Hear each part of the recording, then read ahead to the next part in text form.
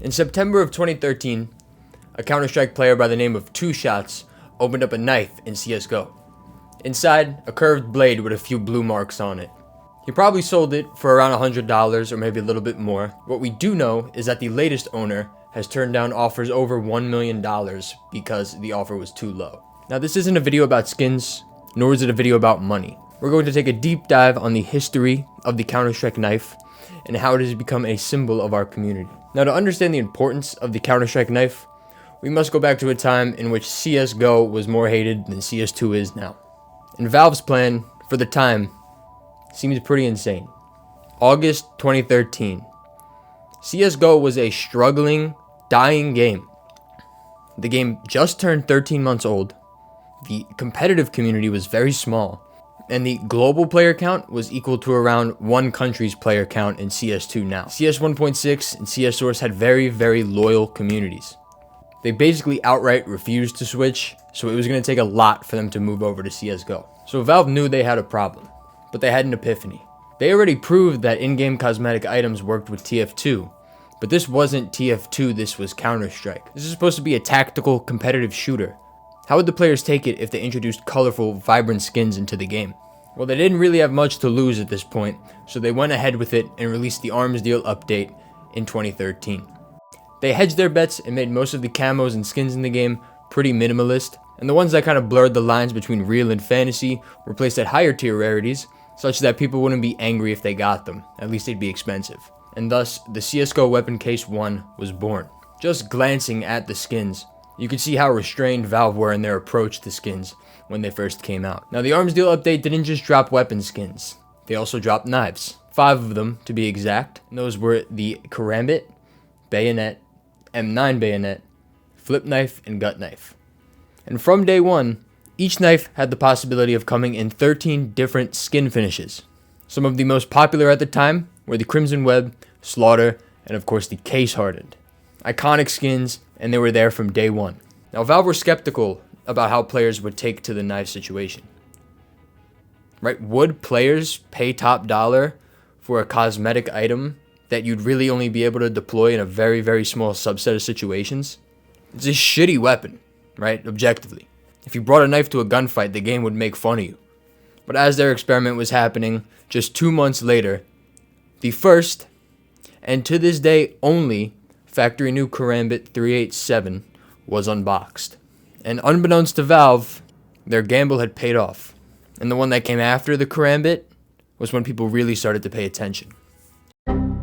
Today's video has been sponsored by the lovely ladies and gentlemen over at SkinsMonkey.com. SkinsMonkey is the industry standard trading forum and marketplace for anything and all things Counter-Strike. 24/7 support and an instant trading system so fast, those Bulgarian overpay goblins are sure to go out of business. Now, if that's not enough incentive, throw my code Mike in on the website for $5 off on your first trade. But if you trade up to $100 on the website, they'll double your bonus from 5 to 10. Now, if you don't have any skins, and I just gave you some free game on investment advice, you could deposit money and use the website as a marketplace as well. In that case, my code Mike will net you a 5% deposit bonus, bringing it from 30 to 35%. So go get swagged out, courtesy of SkinsMonkey.com. Now, 2014 was the year CSGO really found its stride. New operations, the game was being refined to mimic more of that of Source in 1.6 as opposed to its own console port. The tournaments got bigger, player counts tripled, and the skin economy went from an experiment to a global market. In April of 2014, someone sold their StatTrak factory new M9 Bayonet Crimson Web. Instead, they went through PayPal, and he sold the knife for $24,000. In April of 2014. This was an unprecedented purchase in a market that was less than a year old and in a game that wasn't even guaranteed to survive the year. But in hindsight, here's what made it rational. StatTrak factory new Crimson Web is akin to a unicorn in the knife world. Most factory new knives go from 0.00 to 0.07. The Crimson Web is unique in the fact that it only goes from 0.06 to 0.07, making getting a factory new one extremely, extremely rare. Combine that with the fact that it came in StatTrak, which is 10 times rarer than the normal variation of the knife. So the buyer understood the scarcity and the hype around these skins before everyone else caught on. In the same month, the now well-known YouTuber Anomaly opened up a knife in a case on a YouTube video. That video blew up, and suddenly, case openings just became the most popular video format on YouTube. Every other game tried to copy the hype and introduce their own types of cases, but none of them compared, as they all lacked a real-world monetary value upon opening a super expensive rare knife. Valve capitalized off the hype. The Huntsman case dropped with the Huntsman knife in May, and then in July, the Butterfly knife. No other knife has the animations even close to the Butterfly. Flip it, play with it, throw it up in the air, whatever. This was more of a toy than it was a knife, and the players were absolutely smitten. Case openings and knives just got more and more popular, and Valve kept innovating on the cosmetics front. January 8th, 2015 marked the release of the Chroma case. The Chroma case had the 5 original knives from the Arms Deal update, but available in 6 new different patterns: Doppler, Marble Fade, Ultraviolet, Rust Coat, Tiger Tooth, and Damascus Steel. But 2 of those 6, the Doppler and the Marble Fade, quickly rose to the top of the popularity hierarchy. And it was because they had multiple patterns. The Doppler wasn't one finish, it was 7. Now the original Doppler comes in 4 main phases. 90% of Dopplers will come in one of these 4 phases. The other 10% were the gems. Around 4% of the time, respectively, you would get either a sapphire or a ruby finish on the knife, which, as you can imagine, was a full, solid red or blue color. And then 2% of the time, you could get a black pearl, almost onyx-looking knife. So Valve had just created explicit items that you could chase. The case hardened, even though it was established to have blue gems, was still subjective, and the community basically made up which ones were better than the others. But with the Doppler, you knew exactly which one you wanted, which makes the hunt a little bit more tangible and a little bit more addictive. Now with the Chroma finishes doing most of the heavy lifting, Valve releases the Shadow Daggers in late 2015. These were two dual-wield daggers that you held in each hand. Expected or unexpected, they became a budget option because mainly they look like shit. But hey, it was a knife regular players can afford, so who cares? Now similar to the Revolver that released a little while after the Shadow Daggers, the knife shipped with a bug, in which your crosshair would shake when you pulled them out.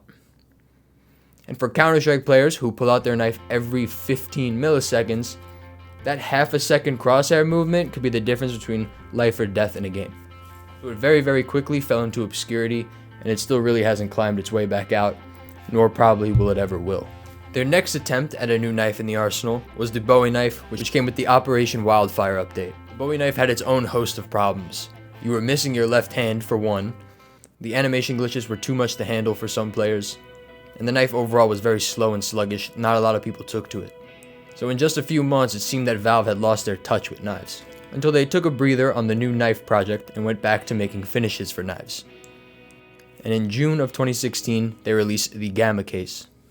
This time its prime time selection, the Gamma Doppler.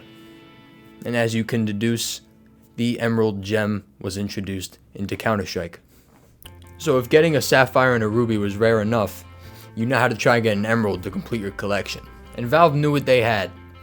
And the next case combined all the great things about all of the previous updates and made one that probably made them the most amount of money in a case's history.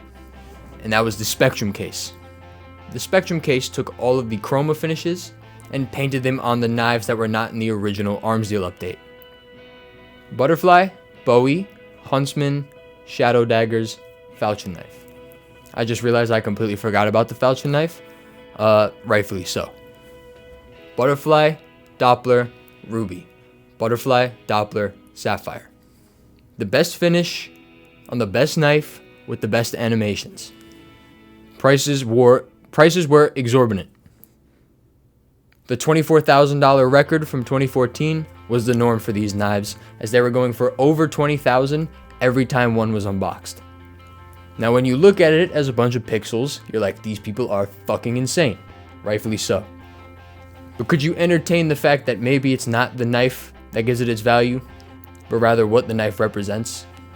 Now because of the vastness and variety of knives that you could get in Counter-Strike, each one kind of represents a different personality of the people and pros who play with it in the game.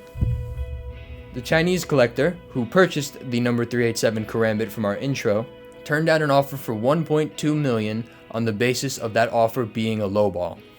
He likes the fucking knife. He's a Chinese collector, 8's a lucky number in Chinese culture, pattern 387. But it doesn't have to necessarily be about a collector or a pro player. It could just be a random, regular schmegular dude like you or me. In 2023, a Valorant player named Yours69 opened the 387 Karambit and field tested. And with about 30 hours on the game, he made $170,000 off of this unboxing. When asked what he'd do with the money, he simply responded, "That'll help out my parents." 30 hours of playtime, one case, $170,000. And then you have pro players who act as tastemakers for a lot of people who look up to these pros at a young age. Some skins should come to mind immediately. Kenny S's Op Asimov that was named Magic Stick, his flip knife to accompany it. But when you have this much volume of money going in and out of people's wallets, there's bound to be some dirty dogs lying in the sand. Quick switching, phishing, API scams, you name it. The skin economy created a fucking army of thieves. YouTuber McSkillet lost his $800,000 inventory due to being affiliated with a gambling site during the CSGO crackdown. A speculated connection, but he later died a few months later in a car crash which involved 2 other people. This was recently settled in 2024 with a $6.125 million settlement going to the family affected by McSkillet's rage-induced car crash. Now it's no longer a game. Real, tangible stakes, which means real consequences and real tragedies. Even omnipotent Valve wasn't immune. Steam support staff was outsourced at the time, and some of them were caught stealing millions of dollars of skins over a very, very long time period. One player, HFB, had over a $3 million inventory stolen. Now, Valve eventually reversed the trades and got back the inventory for him, but it was clear that nobody was safe. Now, after Spectrum, Valve cooled down a little bit in anticipation of the new Panorama UI update, which was CSGO's biggest visual update since the launch of the game. Released alongside it came the Horizon case, and we saw a whole new array of knives enter the game for the first time ever. 4 to be exact: the Talon, which was a shitty Karambit, the Stiletto knife, which mimicked the TF2 spy knife. Ursus was a default adjacent knife for someone who doesn't really like the flashy animations of the Karambit or the butterfly, as well as the Navaja. So now we had a ton of options at every different price point. In this case only released them in the OG arms deal finishes, which gave Valve an opportunity to release a chroma finish case in the future, and that later came in the Prisma collection. 2019 showed a little bit more of the same. In October, in celebration of Counter-Strike's 20th anniversary, they released the original classic knife from Counter-Strike Source and Counter-Strike 1.6. An homage to the original knife. I wish they just made it hold them fucking vertical. But definitely has its niche fan base, right? The OG players of Counter-Strike, people who've been there since the start. 1 month later, Valve released the very highly anticipated Operation Hydra, which had been the first operation released in about 2.5 years. With it came 4 new knives: the Nomad, the Paracord, the Survival, and the most popular one of the 4, Skeleton. The Paracord and Survival were akin to the Ursus, very minimalist, meant to be lower tier options for casual players. The Nomad seemed like a mid-tier play, a very rugged looking knife, but has some interesting animations to it. And the Skeleton very, very quickly grew to prominence, and that was because it featured a hole in the middle of the blade in which you were spinning it around your finger like a Karambit. I don't know, I think it sucks.